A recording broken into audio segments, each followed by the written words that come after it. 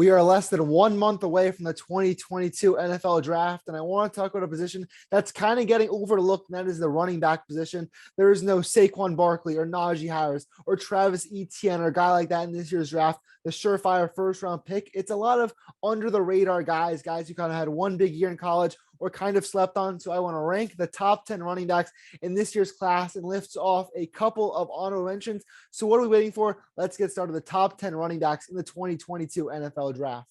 A couple of honorable mentions I want to list off. These guys were probably all day 3 picks who could have an impact as a rookie, but I don't think they're good enough to crack the top 10. That's Hassan Haskins from Michigan, Damian Pierce from Florida, Abram Smith from Baylor, Kennedy Brooks from Oklahoma, and Tyler Goodson from Iowa. These are 5 really good backs, not good enough to crack the top 10, but I think we'll get a chance to make an NFL roster come the fall. Coming in at number 10 is Missouri running back Tyler Badie. Badie was the focal point of Missouri's offense this season. Their wide zone run scheme played right into his style of breakaway runs on the outside. He's a very good pass catcher out of the backfield.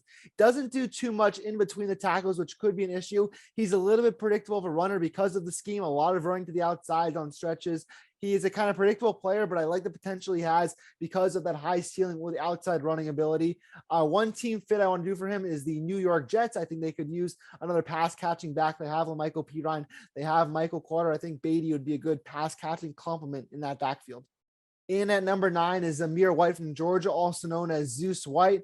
Backs like Zeus White exist less and less in today's game, but I still think he can make it. He's a physical downhill runner who's excellent at the goal line. He's basically a zero in the passing game, what hurts him, but he's very similar to another former Georgia running back in Sony Michel, who was a first-round pick, if you remember. He has the ability to see the field well. He creates bursts. He'd be a good day 3 option for a running back needy team. I think a fit for him could be the team that Sony Michel played for last year, the LA Rams. And at number 8 is Rachaad White from Arizona State. He's a super shifty and athletic back, gives him a really high ceiling because of what we see from guys like Alvin Kamara and Saquon Barkley, that White sometimes shows flashes like that. But outside of that, I don't think there's much else. The athleticism is unquestionably there. I think he's maybe the second or third best pass catching running back in this draft, what gives him the ability to play right away. But I doubt he'll ever become a 3-down back because he doesn't do much well with contact. He's very aggressive, but only really in the passing game. I think he's going to be suitable for a pro team. He's fun to watch. I think there's a role for him somewhere. Team fit, I think the New Orleans Saints would be good for him. I think he could be a good backup to Alvin Kamara, very similar running back style there. Let's go with him to the Saints as that fit.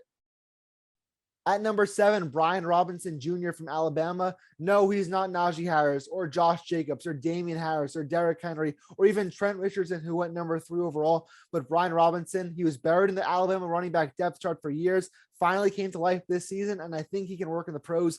Physical runner. He has good feet. He has good after contact power. He doesn't have much at the second level, but I think he could be used as a first and second down back. He can wear you out. Follow the potential legacy of Alabama running backs. Team for him could be the Baltimore Ravens. I think they need another physical back like him. And at number 6, I have Kyren Williams, running back from Notre Dame. I think if Williams was draft eligible last year, he would have been maybe the 3rd or 4th running back taken. I'm not saying he was bad last year, but certainly took a step back. He went from 5.3 yards per attempt to 4.9 yards per attempt last season. He's more of a smaller back, just 5'9", under 200 pounds. He ran a 4.65 at the 40 combine.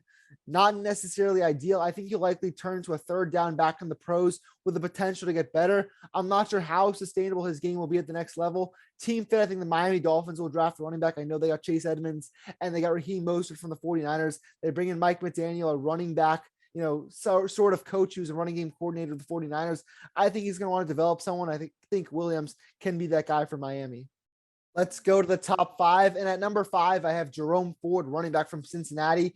Ford has the perfect balance of pace and power. He sees the field really well, has breakaway speed, great after contact. There's always that yearly rookie running back that comes out of nowhere, has an outstanding Pro Bowl-like season. I think Jerome Ford could be that guy. Great hands, but a knock on him could be his route tree. He doesn't have much of it. Didn't have him do too much out of the backfield work at Cincinnati.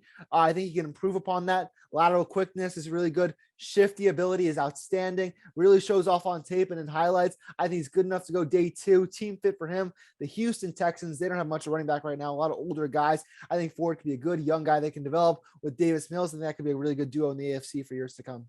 Number 4, I have Isaiah Spiller, running back from Texas A&M. Spiller was a guy I was rather lower on in the regular season. I wanted A&M to give more of a workload to Devin Kane, the younger running back, but now I see a higher ceiling for Spiller. He's a back with really strong frame, 6'1", 215 pounds. That's what you want to look for as a running back in the pros. A good balance of physicality. He's excellent at avoiding the first tackler, and he has versatility too, able to cut across the field well. Doesn't necessarily have the big home run playability every time, but not everyone does. He's good enough to crack the top 4. Team fit. Atlanta Falcons have a lot of needs. Running back is one of them. They went a lot with Cordero Patterson last year, a former wide receiver. I think Spiller can turn around that backfield and be an impact guy there right away.